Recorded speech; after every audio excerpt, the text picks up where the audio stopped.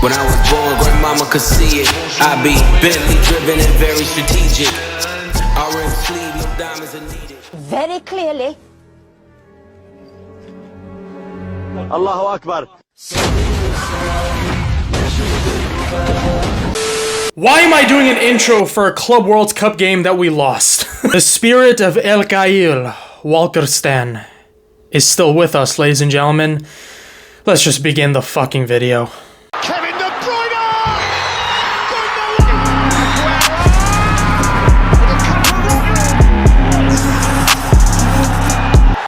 30% possession, 30% possession for Al-Hilal, whatever the fuck you want to call them, okay? To our 70% possession, 6 shots on target to our 14.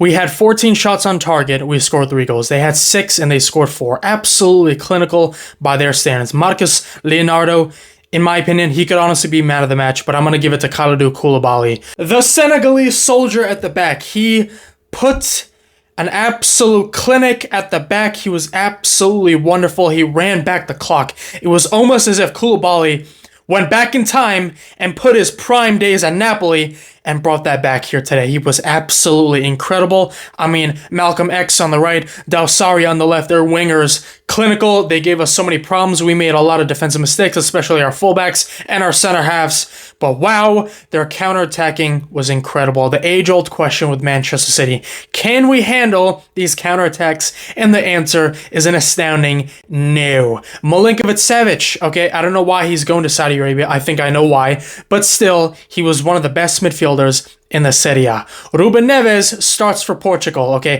João Cancelo, that Trivela pass to Marcus Leonardo, I'm sorry, to Malcolm, absolutely the stuff of dreams. Koulibaly, incredible. Kano, amazing. I mean, Bono is an absolute solid goalkeeper. Al-Hilal, ladies and gentlemen, can make top 10 in the Premier League. They are that good. What I am about to say might sound like I'm coping, and I'm really not. I am 100% serious. Al-Hilal deserve to win this game, 100%. We have utterly no amount of excuses. Okay, we have no excuses that I can bring up to justify that capitulation. All I'm going to say is that the motivation for our players wasn't there, and you could see it with Leonardo's goal. You could see it with Ederson not really giving a fuck about saving the ball. Again, you can see Bernardo's positioning. He just gave up on that play. He was the closest player to Leonardo. Ederson's saves today, either non-existent or they were just completely horrible. What is the point of Ederson, ladies and gentlemen? What is the point of Ederson? Why does he exist in this team?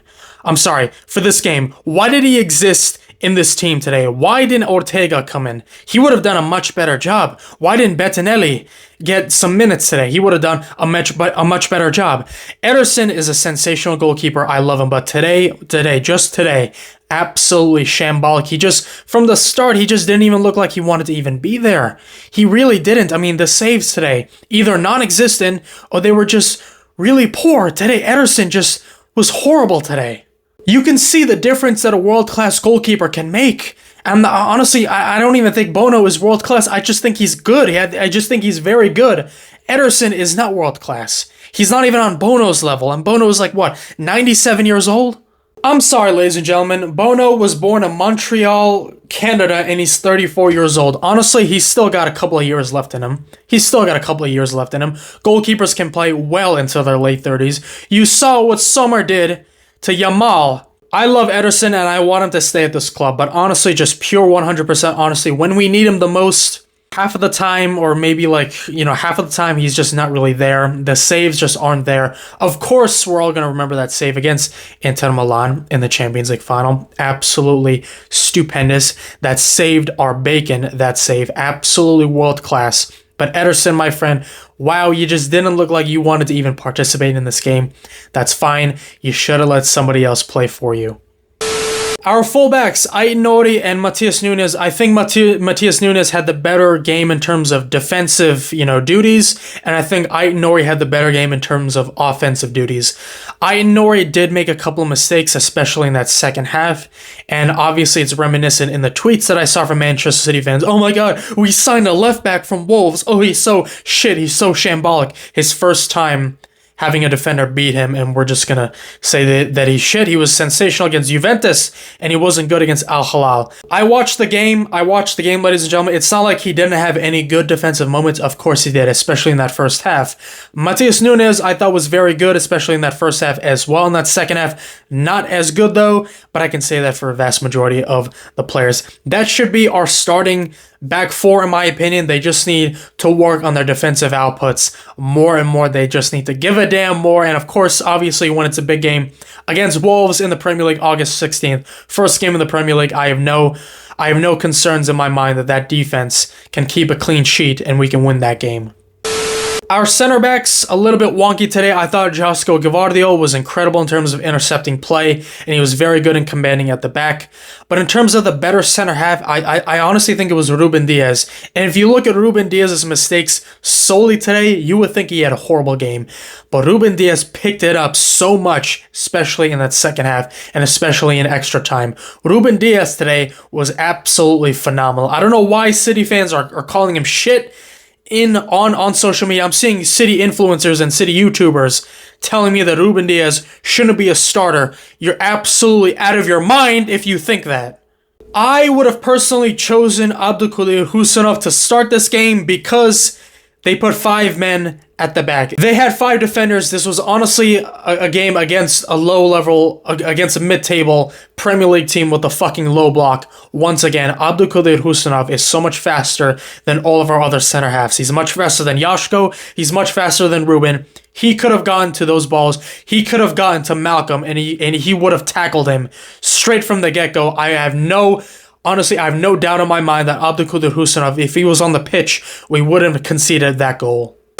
There are also a lot of City fans calling for the heads of both İlkay Gündoğan and Bernardo Silva. Again, I don't really know what to tell you. As soon as I saw no defensive midfielder in that team, I just knew it was going to be one of those games where we would be just caught off that counter, and whoop-de-doo, it's not fucking rocket science. Gündoğan and Bernardo Silva, I thought, were decent today. They weren't anything special. I mean, Bernardo Silva with a great goal, great poacher's goal by him.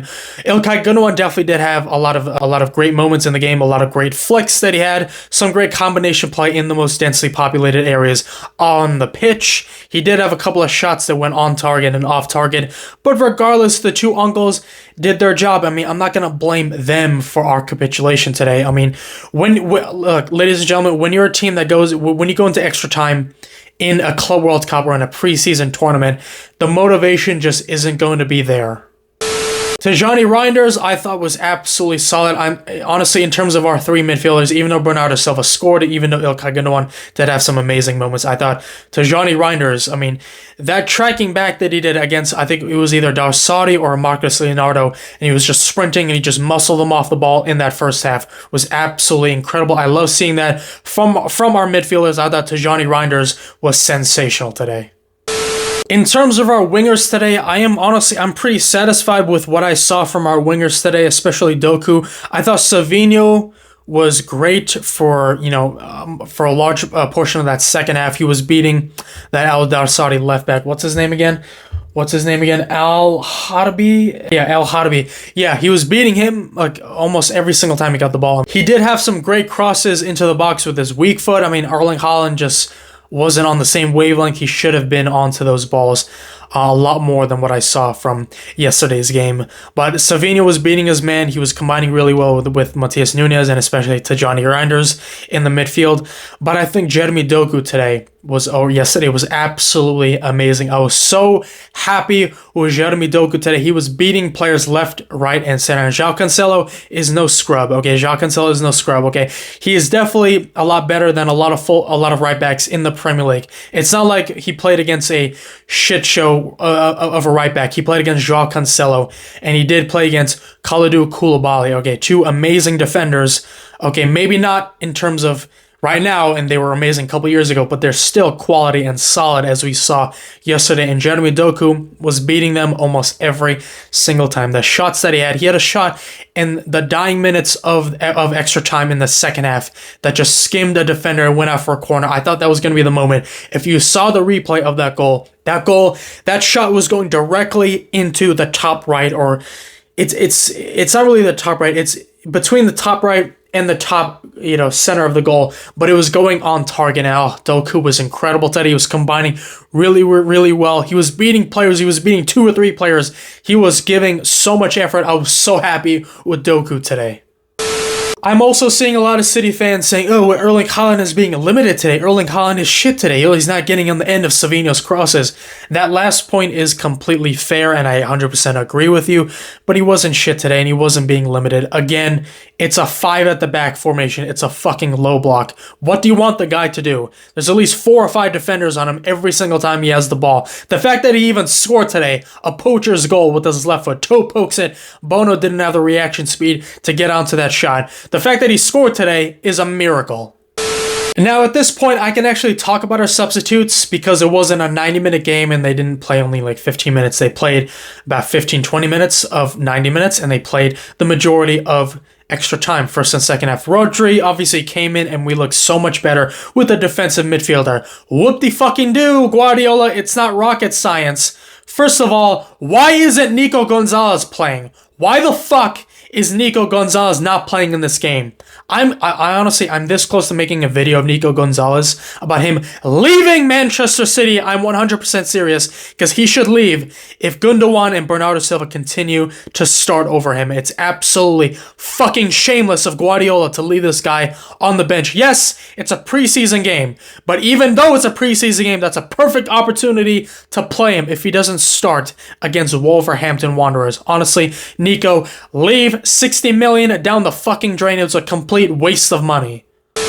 Our substitutes today, Ake and Akanji. Ake and Akanji, incredible. Akanji today, honestly, if it wasn't for Ruben Dias, he would have been my man of the match in terms of just City players. Okay, obviously we don't deserve man of the match. We lost the game. Manuel Akanji was absolutely incredible. I couldn't believe my eyes of what I was seeing. Manuel Akanji turned just like Kalidou Koulibaly, turning back the clocks. Kalidou Koulibaly was better than Akanji, but Akanji, his reading off of the one-on-ones with Leonardo, okay, the counterattacks, okay, absolutely incredible. Those last-ditch tackles that he did against their striker, okay, incredible. Just, I'm literally lost for words. Akanji, if you can do that this season, you could honestly start as many fucking games as you want. In terms of our other substitutes, I thought Marmoush was good. I thought he was solid for most of the time he was there. He was combining really well. He was showing a lot of effort. Cherki and Foden, absolutely quality, especially Cherki on that cross. Beautiful Kevin De Bruyne-esque cross with his left foot. And then that finish from Phil Foden. Absolutely quality. His 100th goal in a Manchester City uniform. Absolutely incredible. He saved our bacon and then we just capitulated. Honestly, Phil Foden, I'm so happy for Phil Foden that he scored that goal. Phil Foden deserves to be a starter in my opinion, and I'm going to be making a video in the next couple of days about our squad depth and our starting lineups, and Phil Foden definitely deserves to be in the starting lineup. Cherki, I thought was quality. I hope those two can get on the same wavelength. I honestly don't know what these fucking idiots from Arsenal are talking about, how Phil Foden is jealous of Cherki. I'm seeing a lot of that shit on Twitter. Phil Foden is jealous of Cherki. Oh, he's trying to one-up him every time they have a warm-up. He's trying to one-up him with skills. Shut the fuck up. I don't really have anything else to say other than Kalidou Koulibaly just had a free header in that box for that goal to win them the match. Both Ake and Ruben Dias were there, but it honestly looked like he was completely unmarked in the box, so Ruben Dias completely mistimed his jump for that header, and Koulibaly honestly just had a free header in the box. What are you going to do? He's a sensational center half. He's very commanding in the area. He's very strong. He's very tall. Let me know what you think of yesterday's game, what you think of our Club World Cup progress as a whole, what you think we should be utilizing in terms of our starting lineup for that game against Wolves. Let me know who you think should be benched. Let me know who you think should start. Congratulations to Al-Hilal. I got nothing else to say. You completely deserve the win, and we had nothing to show for it. Thanks, and I will see you all next time.